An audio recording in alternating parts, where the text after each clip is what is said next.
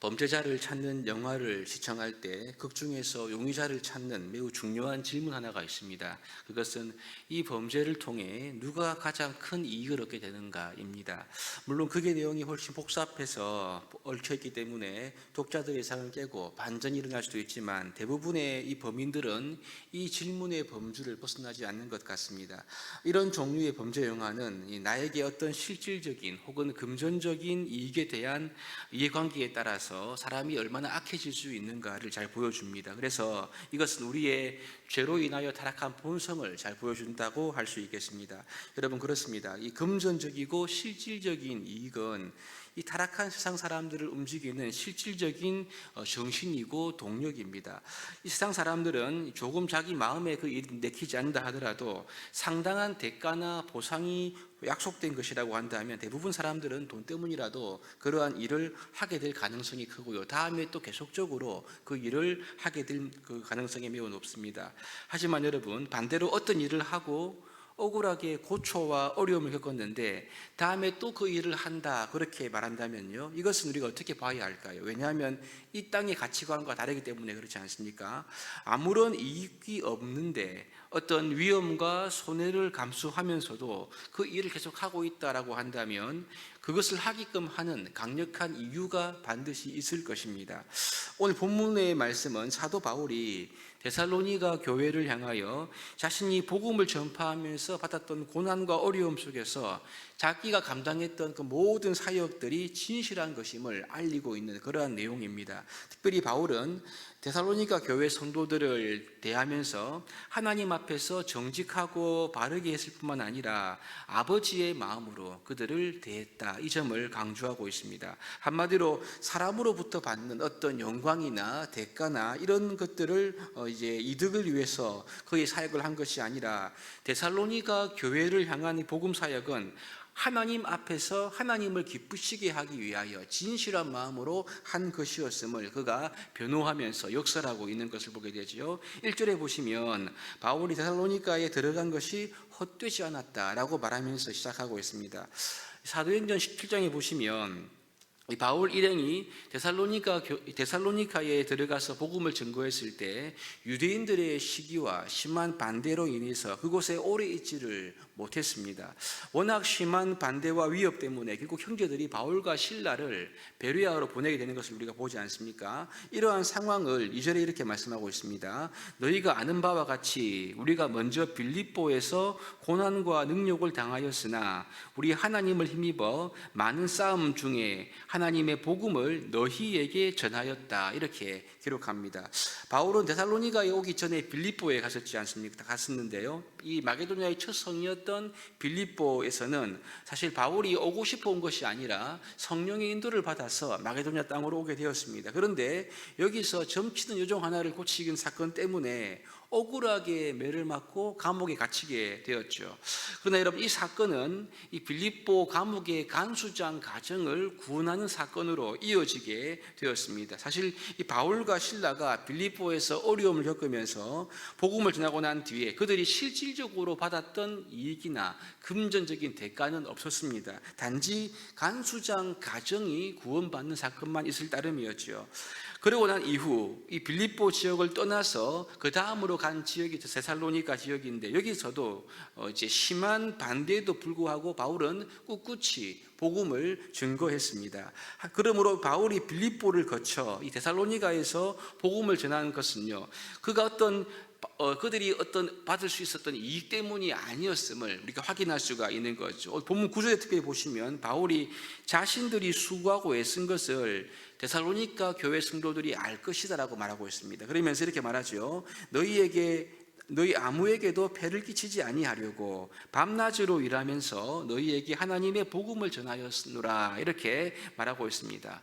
사도 바울을 가리켜 텐트 메이커를 하지 않습니까? 자비량 선교사다 뜻인데요, 자신의 일을 하면서 경제적인 문제를 해결하고 이러면서 복음을 증거했다, 그런 뜻입니다. 그래서 바울은 데살로니가 교회로부터 어떤 받을 금전적인 이익이나 어떤 대가를 전혀 받지 않았음을 보여주고 있는 그러한 표현입니다.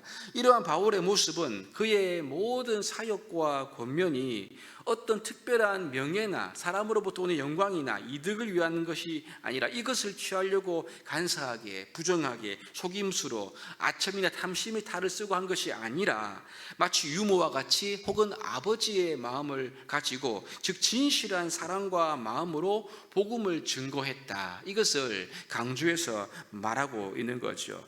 여러분 그렇습니다. 우리 바울의 사역이 영향력 있는 사역이 될 수 있었던 이유는 그가 다른 어떤 보상이나 이익을 얻기 위해서 속임수를 쓰고 간사하게 사역을 한 것이 아니기 때문에 그런 거죠. 오직 진실한 마음으로 성도들을 대하고 하나님 앞에서 복음 사역을 감당했기 때문에 그의 사역에는 영향력이 있었다는 것을 우리가 알 수 있습니다. 그럼 여러분 우리가 이 점을 돌아보아야 하겠지요. 우리는 이게 여러분 어떻게 살아가고 있는가? 하나님은 우리에게 어떤 일을 잘하고 봉사를 많이 하고 열심히 하는 것 그 이전에 우리가 하나님 앞에 진실한 마음으로 서기를 원하십니다. 아무런 대가가 없다 하더라도 오히려 고난과 어려움이 있다 하더라도 하나님의 부르심과 주실 그 상을 바라보고 하나님께서 우리에게 맡기신 일상과 삶 속에서 복음을 위해 그리고 주님을 위해 살고 헌신하기를 하나님이 원하신다는 거지요. 이 시간 나의 봉사 혹은 성도로서 살아가는 우리의 인생의 목적이 과연 나를 위한 것인지 사람으로부터 오는 영광을 위한 것인지 아니면 주를 위한 것인지 한번 돌아볼 수 있으면 좋겠습니다. 주님의 은혜에 보답하는 마음으로 시작했던 우리의 봉사가 어느덧 이해 득실을 따지기 시작하고 내가 받을 어떤 유익과 손해를 계산하기 시작한다면 우리는 주님 주시는 은혜의 영향력에서 점점 멀어지고 있다는 것을 스스로 깨달아야 할 것이지요. 오직 하나님께서 주신 은혜, 그 부르심에 감사하고 감동하여 진실한 마음으로 데살로니가 교회를 섬겼던 이 사도 바울의 모습을 본받는 우리 모두가 되어야 할 것입니다. 그럼 여러분 바울이 아무 이익도 없는데 박해를 받고 위협을 당하면서도 어떻게 이렇게 진실한 마음으로 복음을 전하며 성도를 섬길 수 있었을까요? 그 이유는 4절에 보면 알 수가 있습니다. 4절에 보시면 오직 하나님께 옳게 여기심을 입어 복음을 위탁받았으니 우리가 이와 같이 말함은 사람을 기쁘게 하려 함이 아니요 오직 우리 마음을 감찰하시는 하나님을 기쁘시게 하려 함이라. 이렇게 바울이 고백합니다. 바울은 항상 자기 마음을 감찰하시는 하나님을 생각했고 그 하나님을 기쁘시게 하기를 열망했습니다. 바울에게는요 하나님이라는 삶의 이유가 있었다는 것을 우리에게 알려주고 있죠. 그래서 박해를 당해도 또 위협을 받아도 또 매를 맞아도 복음 증거하는 일을 포기하지 않고 계속할 수 있었던 그 이유는 그 안에 계신 하나님 때문이었습니다. 그 하나님께서 교회를 박해했던 자신을 어떻게 해요? 옳게 여겨주셨다. 그렇게 기록하고 있죠. 그러므로 바울은 죄인인 자신에게 베푸시는 하나님의 옳게 여기심, 곧 하나님의 긍휼과 사랑을 항상 마음에 기억하고 있었다는 것을 발견할 수 있습니다. 옳게 여기실 뿐만 아니라 그를 충성되이 여겨 직분까지 주신 거죠. 사도로 세우시고 복음을 그에게 위탁해 주신 것을 말씀하고 있습니다. 아무런 자격도 없고 아무런 공로도 없는데 말이죠. 이렇게 하나님으로부터 큰 은혜를 입었고 죄인을 부르신 이 하나님의 은혜를 늘 그의 가슴 속에 새기고 있었기 때문에 그에게는 오직 하나님을 기쁘시게 해드려야겠다, 이러한 중심과 열정이 있었고 이것이 그의 유일한 목적이 될 수가 있었던 것을 우리가 발견합니다. 우리가 믿음으로 살아가는 우리의 삶의 길은 항상 성공과 명예, 이익과 좋은 일만 있는 것이 아니지요. 때로는 외롭고 어렵고 힘들고 지치기도 합니다. 그럼에도 불구하고 하나님께서 부르신 이 믿음의 길을 걸어가려면 우리는 먼저 나 같은 죄인에게 베푸신 하나님의 끝없는 사랑과 은혜, 나를 옳게 여겨주시고 나를 믿고 충성스럽게 여겨주신 이 하나님의 기대와 사랑을 항상 마음에 기억하고 생각해야 된다는 것을 깨달을 수가 있는 거죠. 하나님의 은혜를 우리가 기억하는 마음이 있을 때, 그분의 사랑이 우리 마음 가운데 살아있을 때, 그때 우리가 그 하나님을 기쁘시게 할 수 있는 마음이 우리 가운데 샘솟게 될 수가 있는 것입니다. 우리는 오직 주를 위한 인생, 또 하나님을 위한 인생을 살게 되고 그렇게 이 중심 위에 서 있을 때 복음의 영향력을 끼치는 삶을 살 수가 있게 되는 거죠. 이 죄인인 나에게 베푸신 하나님의 큰 은혜를 항상 기억하면서 하나님 앞에서 또 사람 앞에서 진실한 사랑과 또 믿음으로 살아가고 섬기는 삶을 살아갈 수 있게 되기를 원합니다. 그래서 그리스도의 선한 영향력이 저와 여러분과 우리 교회를 통해서 끝없이 흘러가는 귀한 일에 쓰임받는 우리 모두가 될 수 있기를 주님의 이름으로 축복합니다.